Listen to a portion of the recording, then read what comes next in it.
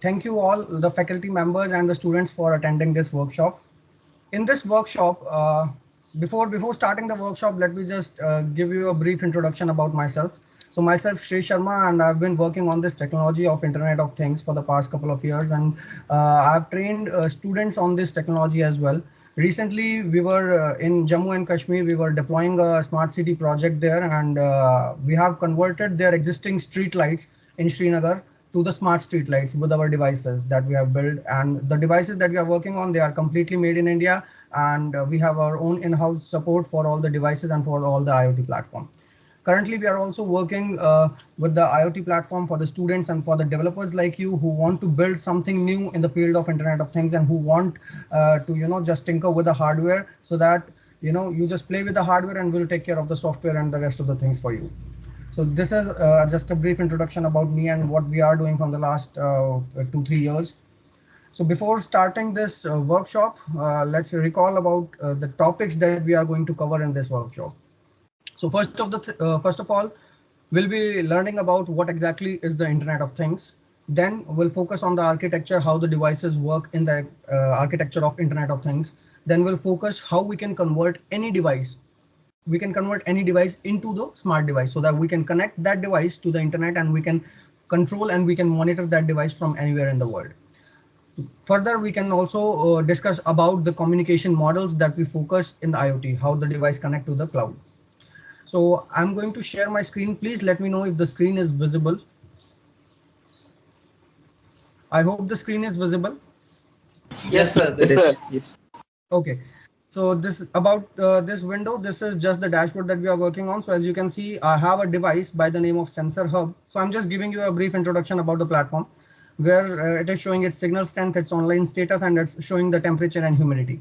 So basically we have developed this platform and you can come online to this platform. You can log in, you can create your account and you can make your own IoT devices so that you don't need to focus on the front end part. You'll only need to focus on the hardware and then all the devices will be configured with this platform. Okay, I'm sharing a dashboard, whiteboard with you. I hope it is visible with you all. Yes, it yes, is. sir. Okay, thanks. So let's start with the technology. What exactly is the Internet of Things? So if we look around ourselves, we see a lot of devices. We see a lot of data actually. Let's say if I'm looking at the door, I can see either the door is open or closed.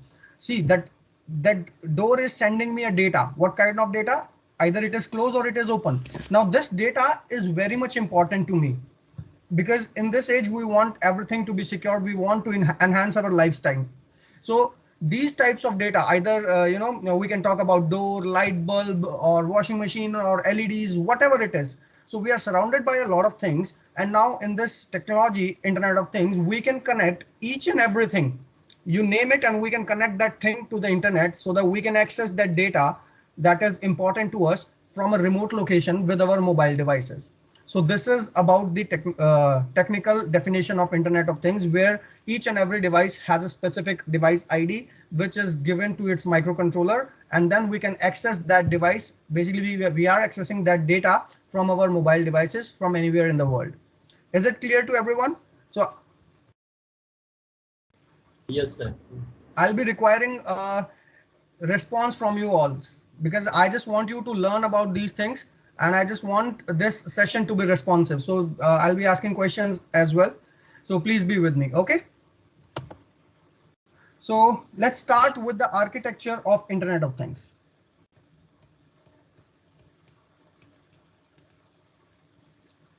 Basically, the architecture of Internet of Things is divided into three different categories. The first one is the perception layer. Second one is the network layer. Third one is the application layer. I hope it is visible. Yes, sir. Yes. Great. Okay, so there are three different layers in the architecture of Internet of Things. First one is the perception layer. Second one is the network layer. Third one is the application layer. So we'll discuss each and everything. First one is the perception layer. Perception layer is the base layer of the Internet of Things, where all the devices that we interact with are present. So let's say if I'm talking about the door, if I'm talking about any light bulb or you name it, I mean like lamp or TV or fridge or etc. Anything, any hardware, that thing comes under the perception layer. Now perception layer is further divided into two parts. First one is sensors and second one is microcontrollers, sensors and actuators. If I talk about the door that I was talking about, let's say I want to capture the current state of that door, either it is open or it is closed, then I need some sensors for that, because I need to detect if it is open or closed, and that detection part would be done with the help of a sensor. I'll be needing a door sensor for that. So perception layer is further divided into two parts. First one is the sensors and actuators. Second one is the microcontroller. I'll explain the role and I'll explain each and everything. So sensors are those devices that convert the data from the environment into electrical signals so that our microcontroller can understand and perform operations on that data. So I'll repeat, sensors are those devices which collect the data from the environment and then they convert them into digital data or digital signals so that our microcontroller can perform operations on that data. Because again, microcontroller is a computing device and we'll be needing only, 0, 1 or digital signals so that we can, perform operations on that data. So sensors are those devices that will collect the data from us. And actuators, on the other hand, are those devices which perform operations on the digital signal that we sent from the microcontroller. So there are only two cases as of now. First one, either you want to switch something, or second one, you want to collect the data from something. Either you want to tell a machine to perform a particular operation, or either you want to listen from that machine what the kind of data that we are taking from the machine. So sensors are actuators are the one part. Second one is the microcontroller. We need microcontroller to perform operations on the data that we get from the machines. So let's say we are talking about the door. So let's start here only. So I have this door and I attach a door sensor with it. So now at this point, a combination of door and door sensor will give me the state. Either it is open or it is closed. Now I have, this is my basic hardware, this door. With the help of door sensor, I'll get the state. Now I can't do anything about its state. The sensor will tell me, okay, it is open, it is closed, but I cannot do anything about it because I haven't connected any microcontroller to it. And the time I connect a microcontroller, I have this state with me so that I can perform operations on this state. Either the door is open or it is closed. So this complete combination of sensors with microcontrollers with the hardware itself is considered under the perception layer. Is it clear to everyone? What is perception layer? Is it clear? Yes, sir. Great. Yes. Great. Okay, so now we have like a combination of our hardware with a sensor, with a microcontroller, and we have the data that is either open or closed, which is the state of the door with us. Okay, now at this point, with the help of microcontroller, I can perform operation based upon the state of the door. Let's say I want to turn on a bulb when the door is open. So there are different pins on the microcontrollers. One pin is attached to the door sensor, which is telling me that, okay, the door is open or closed. I can connect another pin to a LED bulb and I can trigger the LED bulb depending upon the current state of the door. So let's say if someone opens the door sensor detects it, it will trigger the microcontroller, it will send the data to the microcontroller that the door is open, and then from the microcontroller we can use if else condition so that if the door is open, the LED is on. So this is how the perception layer works. We have the data with us with the microcontroller. Now, if I talk about only perception layer, okay, I am doing the same thing that, okay, I'm collecting the data and I'm performing operations on them. There is nothing new in this. But when I talk about Internet of Things, my goal is to connect the device directly to the internet. Because once the device is connected, once this door is connected to the internet, I'll be able to access this device on my smartphone, right? I'll also be able to access this device on my PC, and I can also access this device to any of my iPad or whatever the smart device that is connected to the internet, right? So my overall goal is to connect this device to the internet so that I can use this data, this state of the door, either open or close, and what kind of operation I can perform, we'll discuss later. Okay. So this is about the perception layer where we take the hardware, we attach some sensors and microcontrollers to it so that we get the state from this raw hardware to our microcontroller so that we can perform operations on it. Okay. Now what kind of operations? We'll discuss that in network layer. So network layer is the middle layer that connects your hardware, that connects the data that you get from perception layer to the internet. So basically it will transfer the data directly from perception layer to the internet. Now, if I talk about the network layer, we have like different communication technologies. So if I ask you by using what kind of technology you can connect your devices to internet. So let's focus on this image. If I want to connect my iPad, smartphone, or my PC to the internet, what are the ways I can do that? Can anyone tell me about this?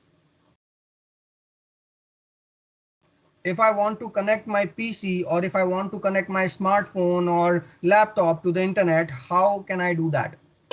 It could be wired or wireless through Exactly, routers, wired or LAN, WAN. wireless. Yeah. Yes, either it could be wired or it could be wireless, right? If I talk about wired, I have like LAN. If I talk about wireless, I have Wi-Fi. Any other ways by which I can do that? Sir, does Ethernet come under LAN or is it different? Yeah, Ethernet is under the LAN. Ethernet, you Okay, can call sure, it Ethernet. sure. Any other way by which I can do that?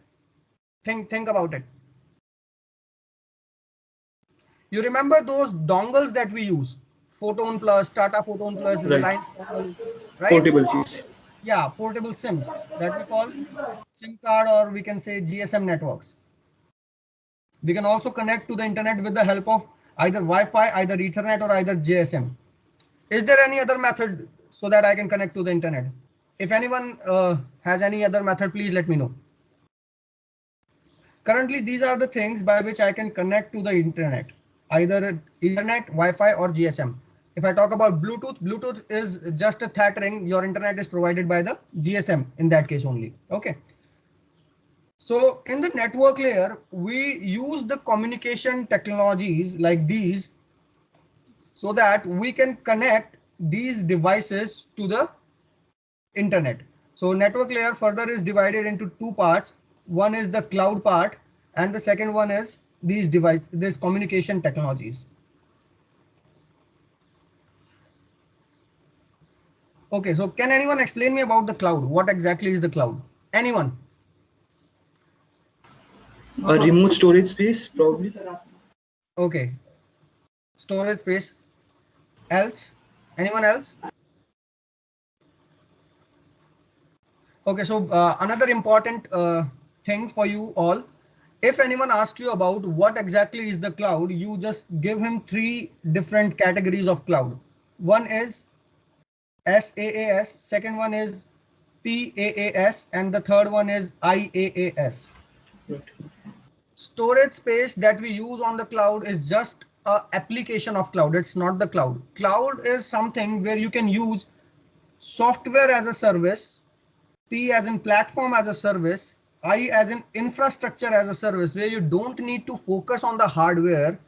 All the hardware is present at the remote locations at the data centers, and you can use that hardware for your software, for your complete platform, or for your complete infrastructure. So this is basically the cloud part, where you can access the software, you can access the complete platform, and you can have the complete infrastructure set up at some data center. Okay, is it clear? Just to give you an example, let's say if you want to convert a PDF file to Word file, what you will do? There are two options. First, you will download a software, you will convert the file from PDF to Word document, and then it's done. Second option is you go online, you search for PDF to doc converter, you upload your file there and it's converted. So the second option that I'm talking about is a part of software as a service, where you are not downloading anything in your own PC. You are just uploading a file on the cloud, and then all your work is done by a software that is running on someone else's computer, right? Is it clear to everyone? What is cloud? Yes, sir. Great. Yes. Now talking about the communication technologies. If I talk about the communication technologies, we have like these three that are that we use for the connecting anything connecting these devices to the internet. But if I talk about IoT, we have like so many other communication technologies that we use with these devices, these microcontrollers and these uh, sensors, basically with the perception layer, so that we can control so we can transfer the data from these devices to other devices. In the communication tech,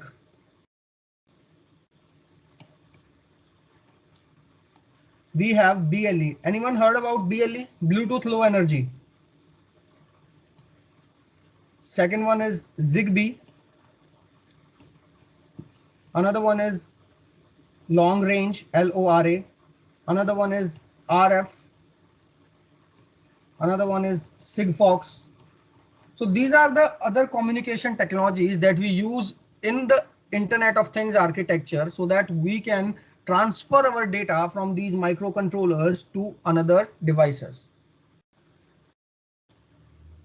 Okay, so let's say I'm using this BLE, Zigbee, LORA, RF. So these are the other communication technologies. But what is the difference between these and these communication technologies?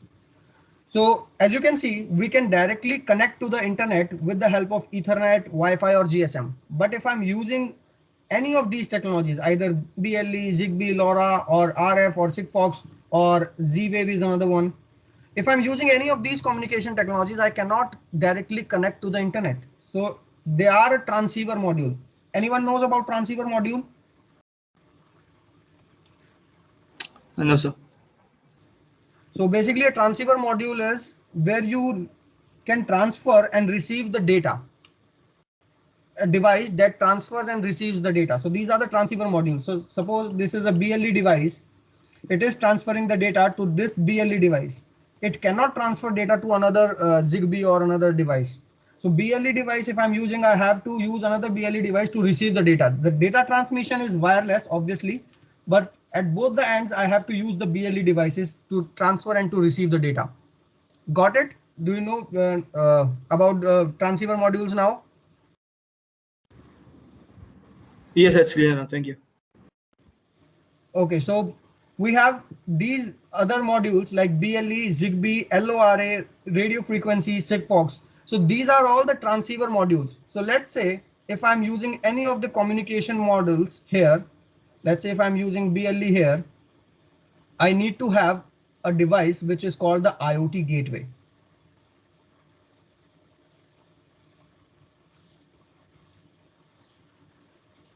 So consider gateway as two different parts.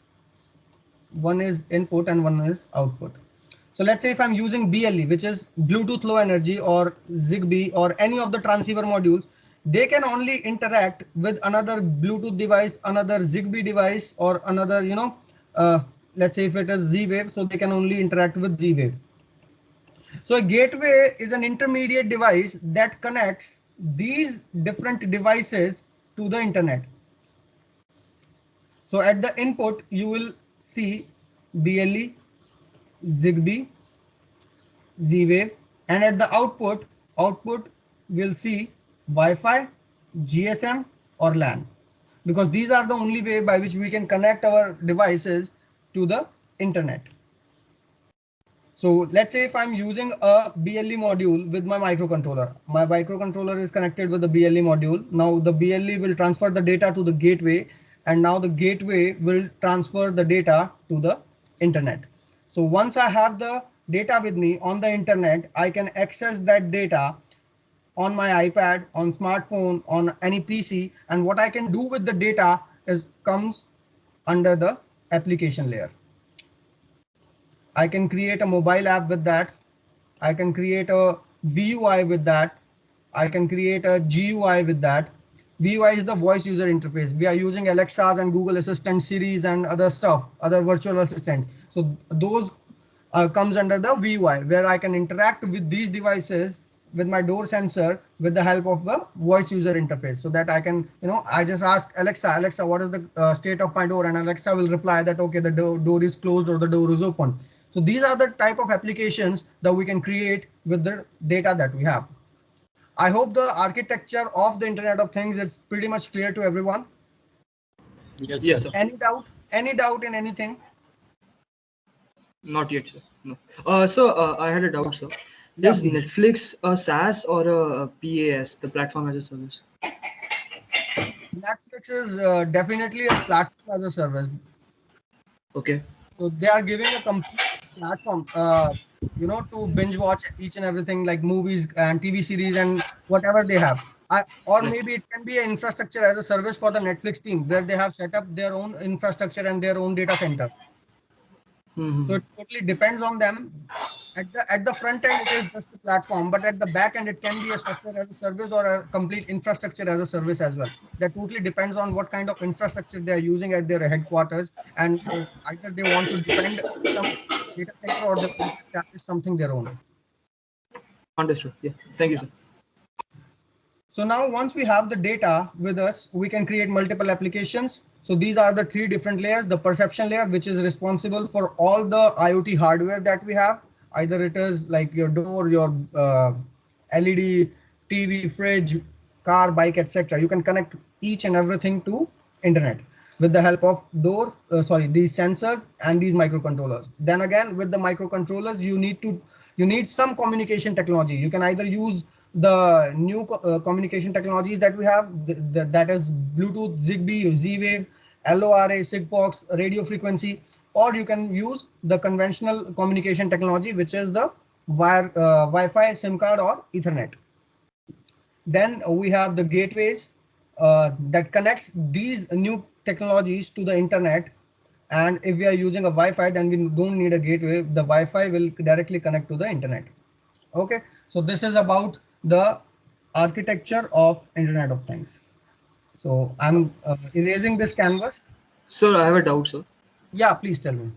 So, what are the parameters on which these communication technologies are decided? As in the BLE, Zigbee, what are the parameters on which they have selected? This is a very good question. What is your name? What is your name, buddy? Nikhil Pujari. Nikhil, this is a very good question. There are so many parameters that depends that we have to focus while creating these while choosing these communication technologies. So let's say the first one is price point. Again, it's a very important parameter. Whether the device you are making, it must be, it totally depends on the kind of technology you are using. Second, the battery life, because these different technologies consume different power consumption. They have different power consumption, so we need to focus on that as well. Third one is the range. Fourth one is the speed of the data transmission. Fifth one is the bandwidth they are working on. Mhm. So there are so many other things that we need to consider before choosing these technologies. It totally depends on the type of project and the type of product that you are making. So I'll give you Right. an example. Recently, I did a project at Srinagar where we converted the existing street lights to smart street lights. We have converted their existing substation and to the smart substation. And in that particular case, we cannot depend on just LAN because there is no LAN connection. We cannot depend on Wi-Fi because we are not sure if there are some places where it is, Wi-Fi is available or not. We have to place that device within a park. So at that point, we have used the GSM because GSM connectivity is there and all of our data is transmitting over 2G networks because that Right. area is Srinagar and we have to shift to the 2G networks only. 4G is a big issue there. Sometimes it works, sometimes it don't. Right. So that totally depends on your project and kind of product you are building. So, and also the size of the modules because these modules comes in different sizes and other things. So we'll discuss about the communication models in IoT now. Sure. Thank you. Thanks a lot.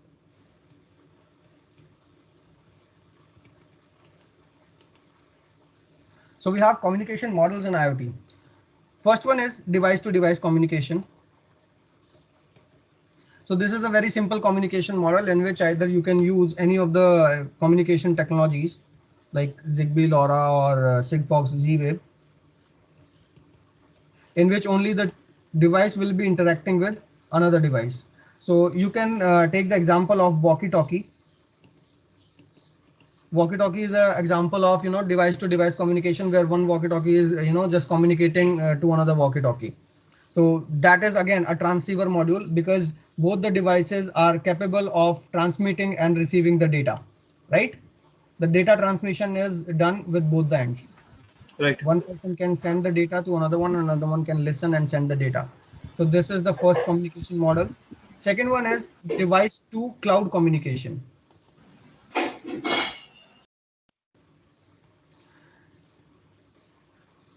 Many companies work on this model, device to cloud communication model. So what exactly is this? So let's say I have three different devices. Let's consider the example of a smart home. Let's say I have this fan. This one is TV and this one is bulb. Okay. So here is the internet or the cloud part. So let's say this fan is from Havells.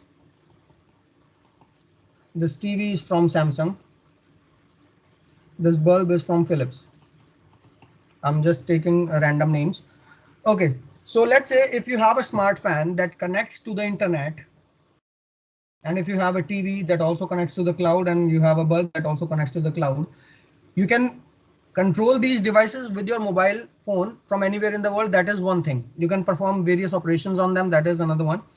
Now, the major thing is Havells is building those devices and is using his own platform. He might be using Azure. He might be using Google Cloud Platform. It might be using AWS. So it's totally up to Havells that what kind of cloud platform for IoT they want to use. Similarly, for Samsung, they might be using Azure, GCP, AWS, or they might be using their own. So similarly with the case in the case of Philips. So when we have this device to cloud communication, each and every device is connected to the internet individually with the help of either Wi-Fi, either LAN, or either the GSM. They can use any of these technologies because these are the only technologies that connects your device directly to the internet. So now in this case, there is one limitation, which is if you want to turn on the fan, you need to have a Havells application. If you want to turn on the Samsung TV, then you need another application. If you want to turn on a bulb, then you need another application by Philips. So in your phone, there are three different apps. One is from Havells, second is one from Samsung, third one is from Philips. Now, as a user, you need to shift on three different applications to control three different devices. So this is the limitation here with the device to cloud communication model, in which each and every device is connected to the cloud individually with the help of either Wi-Fi, either LAN, or either GSM. Now to remove this or to solve this particular condition, we have used another communication model, which is called the device to gateway communication model.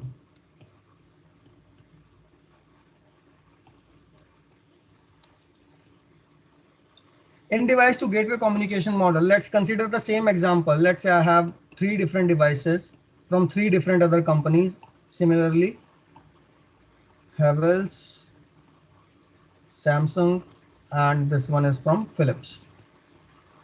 Again, this is fan, this is TV, and this is bulb. But now, overall goal is to connect the device to the internet, to the cloud. But now we have a gateway. Since we are using a gateway, all the device must connect to the gateway first of all. And it doesn't matter what kind of technology they are working on. Either it can be Zigbee, it can be Z-Wave, it can be LoRa, or Sigfox. It can be anything, BLE. So once these devices are connected to the gateway will link them directly to the cloud. Or you can add multiple devices as well. Gateway supports a number of devices. So these are the communication technologies that I'm writing here. So now you have like different devices and your gateway is from Samsung, because Samsung has its own gateway by the name of SmartThings. Can anyone name about the gateways that they have, like that we have in present scenarios? Do you know about the gateways, IoT gateways that we use? and I'm sure you all have heard about them. Just think about it. What can act as a gateway? Just think about it and let me know. Anyone?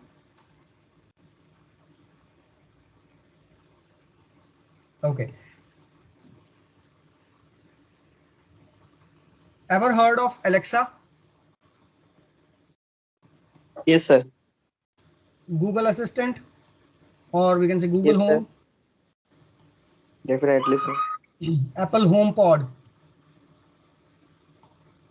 and Samsung Smart Things.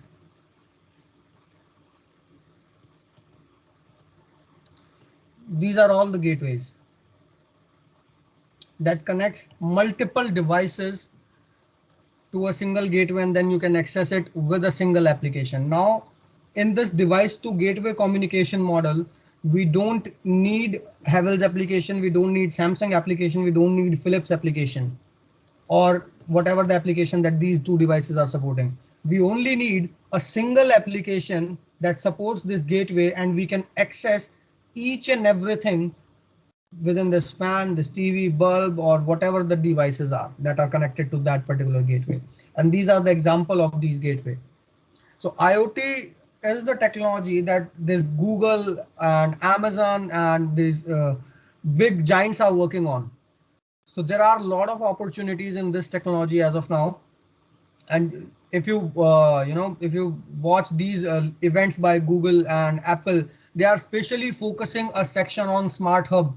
Recently they've started to focusing on smart hubs, smart homes, and other IoT related stuff. So this is going to be a big thing in a few years now. It is also a Uh, big thing now. so I have Yeah, a doubt, please. sir. Yeah, please. So, do we have a common aggregator for all these gateways as well? Common aggregator as in, do The you common want to? Mhm. gateway is also an aggregator for different communication technologies such as BLE and ZigBee. That's an Yeah, aggregator, exactly. right? Yeah, exactly. So, do we Exactly. have an aggregator for these gateways? Because there must be cases in which people have Alexa, Google Home, everything onto their homes. If they must be Uh, using multiple gateways, yeah. so do we have the aggregator or gateway? As of now, I don't think we do have any aggregator for these gateways, because once you make a device, then you have some open APIs for those devices, and with those APIs you configure your gateway. Suppose if you Okay. want to integrate your device with Alexa and Google, you'll need the similar APIs. You'll need the similar APIs for HomePod and smart things. So it's all depend upon APIs. If you have those APIs, you can interact with any kind of gateway. Okay. And if the company is available on Google Home, since if I talk about myself, Smartden is listed on Alexa and Google Home. So if you can, if you just Google around, add a device by Smartden, you can directly control those devices with Alexa and Google Home. You don't need another application for that. So it's compatible. Smartden is compatible Yeah, with these yeah, Smartden is gateways. compatible with these two devices, these two Great. gateways, Alexa Great. and Google Home. Yeah. Understood. Yeah. Thank you. So these are the three different communication models as of now.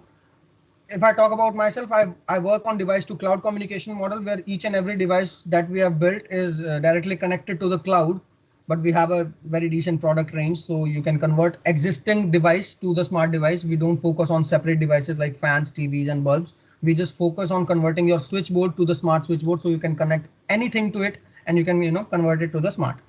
So device to cloud is where you can connect any device to the cloud. Device to gateway is where you can connect multiple devices to a single gateway, and from that particular gateway you are accessing all those devices. So this is about the device to cloud communication model. Any doubt in this? No, sir. Understood. Thank you. Okay, so I guess it's pretty much clear from my side. Any doubt in any of the topics that I've explained? No, sir. Pretty clear. Yeah. Okay, so I guess it's pretty much done from my side. So these were the three different topics that we have discussed. First is the definition of Internet of Things. What exactly is the Internet of Things? Then we have studied about the architecture. What are the three different layers of Internet of Things and how the things work? How we can convert any existing device to smart device so that we can connect that particular thing to the internet. And then we have studied about the different communication models on which the companies work and how they connect their devices to the internet. Any doubt to anyone? No, sir. I just want to say that I love this session. Yeah. Thank you, Thank you Nikhil. for this. Thank you, Nikhil. Okay, Shrey sir, finally thanks for accepting the invitation, and you have given very nice introductory part of IoT, and we have also learned a lot from your lecture, and we will be in touch with you. Sure, sir. Thanks a lot. Thanks a lot.